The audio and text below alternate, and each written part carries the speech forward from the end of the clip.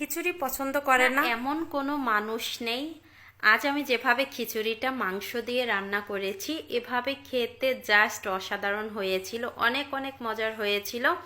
আমার ঘরের সবাই খেয়ে খুব প্রশংসা করছে এই খিচুড়িটা। আজ আমি মাংস দিয়ে খিচুড়ি রান্না আপনাদের সাথে শেয়ার করব।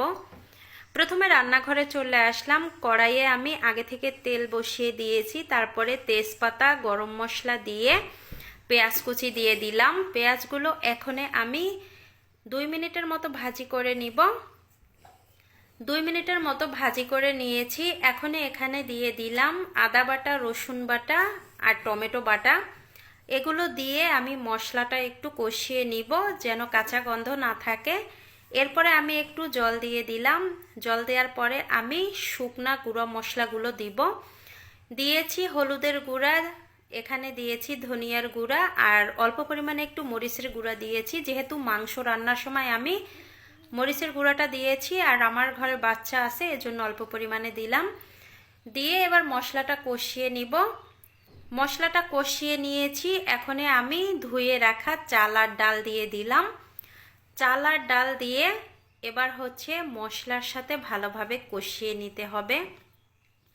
আর এই কষানোটার সময় অবশ্যই গ্যাসের ফ্লেম মিডিয়ামে রেখে কষিয়ে নেবেন, নয়তো মশলাটা পুড়ে যাওয়ার সম্ভাবনা থাকে।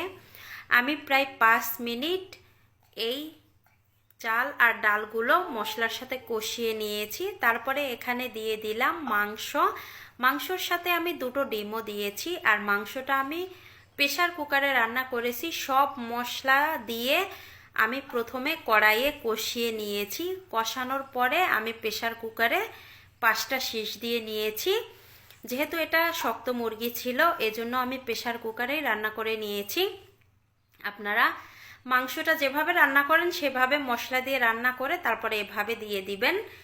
দিয়ে আমি চালের সাথে আবারও 2 থেকে 3 মিনিট কষিয়ে নিয়েছি। এবার আমি এখানে দিয়ে দিলাম জল। জলটা দিয়ে তারপরে আমি ভালোভাবে মিশিয়ে নিব এই চালের সাথে জলটা। এবার এখানে দিয়ে দিব আমি কাঁচামরিচ। কাঁচামরিচটা দেওয়ার পরে এখানে দিয়ে দিলাম স্বাদ মতো লবণ। লবণটা বুঝে শুনে দেবেন যেহেতু মাংসতে লবণ দেওয়া হয়েছে। এই তো এখন দেখেন চালে কিন্তু বলক চলে এসেছে। আমি একটু নেড়েচেড়ে দেখাচ্ছি। এবার একটা ঢাকনা দিয়ে ঢেকে আমি একেবারে লো হিটে এটা 10 মিনিট জাল করে নিব। গ্যাসের ফ্লেমটা লো হিটে রেখে আমি 10 মিনিট জাল করে নিয়েছি। এখনে চাল আর ডালগুলো প্রায় 70% হয়ে গেছে।